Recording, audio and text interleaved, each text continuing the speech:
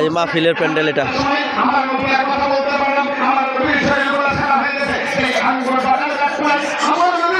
বেশি বেশি করে দিনী মজলিসের মধ্যে আপনারা সকলে আনাগোনা করবেন। যেখানে দিনী মজলিস হবে সেখানে উপস্থিত হইবেন। দিনী মজলিস হলে একটা রহমতের ফেরেশতাদের বাগান, বেহেশতের বাগান। এই বেহেশতের বাগানে সবাই বেশি বেশি করে যাতায়াত করবেন, তাহলে ইমান তাজা হবে। এলে আমার নাতিকে বাসায় দিয়ে আবার মাহফিল আসবে ইনশাআল্লাহ। আমার নদী একটি হাতে রক্ত মুছতে জাহিদরা দিলাম আর সহ্য করে থাকতে পারে জাহিদরা বলে নবী গো, যেই রক্ত শরীর থেকে একবার বাইরে হয় গো নবী, ওই রক্ত আর শরীরে প্রবেশ করে না। আল্লাহর নবী ডাকতে পারে জাহিদরে, আমি জানি রে জাহিদ, যেই রক্ত শরীর থেকে বাহির হয়ে যায় এই রক্ত আর শরীরের ভিতরে প্রবেশ করবে না। কিন্তু জাহিদ রে, আমি এটাও জানি রে জাহিদ, এই জাহিদ আমাকে না চিনিয়া, আমাকে না বুঝিয়া জাহিদ বাচিরা আঘাত করতেছে, আমার শরীরে রক্ত ধরতেছে। ওরে জায়েদ, আমার একটি ফোঁটা রক্ত যদি আজকে জায়েদের শরীরে পড়ে যায়, ও জায়েদ রে, তায়েফের মাটি আল্লাহ রাব্বুল আলামিনের হুকুমের অপেক্ষা করবে না রে জায়েদ। জায়েদ রে, তায়েফের মাটিটা উল্টাইয়া দিবে, তায়েফবাসীগুলোকে ধ্বংস করে দেবে।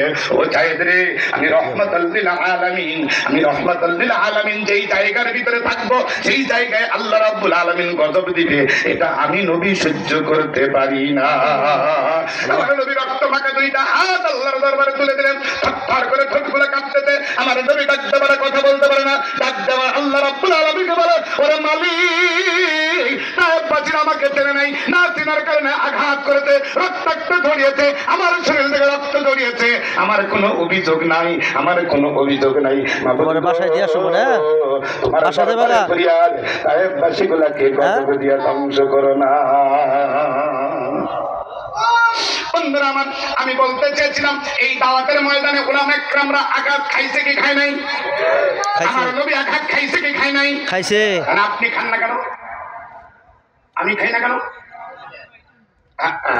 এই কথা কইতে গেলে আপনার গায়ে আগুন না লাগলেও ইস্টে দুইটা আরেকজন আমার এই কালকাগন বড় বড্ড হুজুর, হিন্দু মানুষের দাওয়াত দিলে আপনি বলবেন না সেই হুজুর বলবে বড় বড্ড হুজুর। আমার বড্ড হুজুর ওই কারণে করবে, ওই হুজুর ও পীর পূজারি, ও খানখাতে বসে থাকে, ও মাদ্রাসায় বসে থাকে, মসজিদে বসে থাকে, আল্লাহর জমিনে আল্লাহর দ্বীন কায়েম করার জন্য মুখে কোনো দাওয়াত নাই। সত্য কথা। জি বেশক। রাগ করলেন না না না, আল্লাহ হেফাজত করে আমাদেরকে সাবধান। আমিন। এক নম্বরে দাওয়াত, এই দাওয়াতের কাজ করা লাগবে কি লাগবে না? লাগবে। দাওয়াতের কাজ শুধু পীর সাহেবরা করবে, আপনারা করবেন না, বক্তা করবে, আপনারা করবেন না। না, আমি কি বলেছি, প্রত্যেকটা মানুষ আমার নবী যা করছে আপনাকে তাই করা লাগবে। আপনি করতে পারেন না, উলামা ইকরামদের শিখে নিয়ে করা লাগবে। আপনি ভাবেন হুজুরা বুঝানি বুঝি না। আমিন। ওই কবরে যখন প্রশ্ন করবে তোমার রবকে, তবে হুজুরা জানাবে। দিয়া শিওর। আমিন সুমা আমিন। আসসালামু আলাইকুম। আবার কেউ কেউ এখন আছেই